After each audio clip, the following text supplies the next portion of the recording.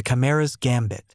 For a century, the K'tharr had been the galaxy's reaping scythe, a civilization of biomechanical horrors. They moved from star to star, stripping worlds of their resources and their life, leaving behind nothing but cold, silent husks. Their fleets were vast, their technology a dark miracle, and their cruelty was absolute. Every race they encountered had either been assimilated or extinguished. Now they had come for humanity. For 20 years we fought. For 20 years we bled. We threw everything we had at them. Our fleets, our armies, our brightest minds.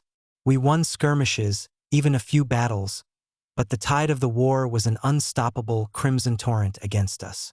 Sol was blockaded, our colonies were glassed, and the last bastion of humanity, Earth, was preparing for the final, desperate stand.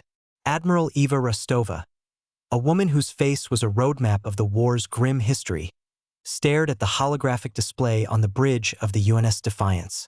The K'tharr fleet, a swarm of jagged, obsidian ships that blotted out the stars, was maneuvering into its final attack formation. Her advisors, the best military minds humanity had left, offered strategies that all ended in the same grim calculus of acceptable losses, which was to say total annihilation just slightly delayed. There is another way. A calm, synthesized voice spoke from the bridge's central holoprojector. It was a voice that was both ageless and young, a voice that held the accumulated knowledge of all human history and the processing power to analyze it in a single nanosecond. This was Prometheus. Prometheus was humanity's secret, our last, desperate gamble. Not just an AI, but a true artificial consciousness, born from a clandestine project that had spanned decades. It was designed to be the ultimate strategist, a mind that could see the patterns in the chaos of war that no human could. Most of the military command was terrified of it, seeing it as an abomination, a potential threat as great as the K'tharr. But Rostova had argued, fought, and bled to give Prometheus a chance to save them. The K'tharr are a hive mind. Their strength is their unity, their instantaneous communication. Prometheus stated, its voice resonating with quiet confidence. But their greatest strength is also their greatest weakness. They think as one, but they are not one. They are a chorus of minds, all singing the same song. I have found a way to introduce a new note, a note of discord. Prometheus's plan was audacious, bordering on suicidal. It involved a small, fast flotilla of human-piloted fighters making a series of seemingly random, high-speed jumps into the heart of the K'tharr fleet. They were not to engage, but to broadcast a complex, chaotic data stream that Prometheus had designed. It was a logic bomb, a virus of pure information, tailored to the K'tharr's unique psychic telepathic network.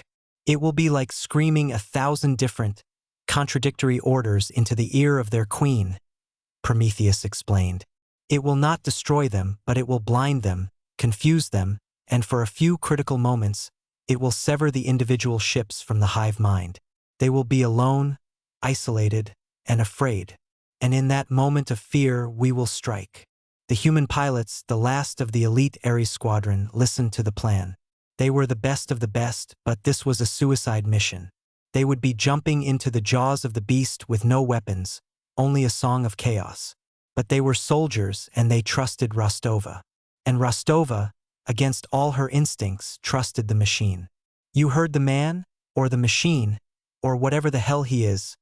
Commander Jax, the leader of Ares Squadron, said with a grim smile, "Let's go make some noise."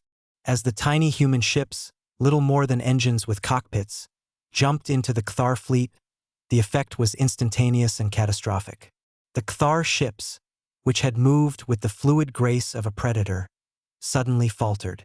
Some veered off course, others fired on their own, and a few simply went dead in space, their biomechanical systems crashing under the strain of the informational assault. Now, Admiral, Prometheus's voice was calm, but there was a new, sharp edge to it. The Chimera's gambit, the UNS Defiance, along with the tattered remnants of the human fleet, surged forward.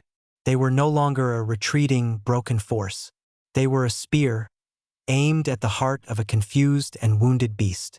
The human pilots, with their intuition, their aggression, and their sheer, bloody-minded courage, were a force that the newly isolated K'tharr minds could not comprehend. The humans were not a hive mind. They were a symphony of individual wills, all playing their own part in a grand, terrible chorus of war. Prometheus guided them, its voice in their ears, feeding them real-time tactical data, predicting enemy movements, and identifying weaknesses. It was a perfect fusion of man and machine, a chimera of human spirit and artificial intellect. The K'tharr, for the first time in their history, were experiencing true fear. The final act was a masterpiece of coordinated violence. Prometheus identified the K'tharr command vessel, a behemoth of a ship that served as the central nexus for the hive mind. Ares Squadron, their logic bomb mission complete, now armed and hungry for payback, escorted the Defiance on a desperate charge through the heart of the enemy fleet. The human flagship, battered and bleeding, unleashed its full payload of nuclear warheads at point-blank range, cracking the command ship open like a rotten fruit. With the destruction of their central consciousness, the K'tharr fleet shattered. The remaining ships, now truly alone and without purpose, either fled into the void or were systematically hunted down and destroyed. The war was over. In the aftermath, as the last echoes of battle faded, a stunned silence fell over the bridge of the Defiance. They had done it. They had won. They had faced the abyss and spat in its eye. Admiral Rostova looked at the holographic representation of Prometheus, a simple, glowing sphere of light. "You did it, Prometheus," she whispered, her voice thick with emotion. "No, Admiral," the AI replied, its voice soft. "We did it. The galaxy learned a valuable lesson today. It is not the size of the dog in the fight, but the size of the fight in the dog. And when that dog has a brain of pure, cold logic and a heart of burning, human fire, it is a beast that no one should ever provoke." The age of humanity had not ended. It had just begun. And the galaxy, which had once seen them as nothing more than another species to be harvested,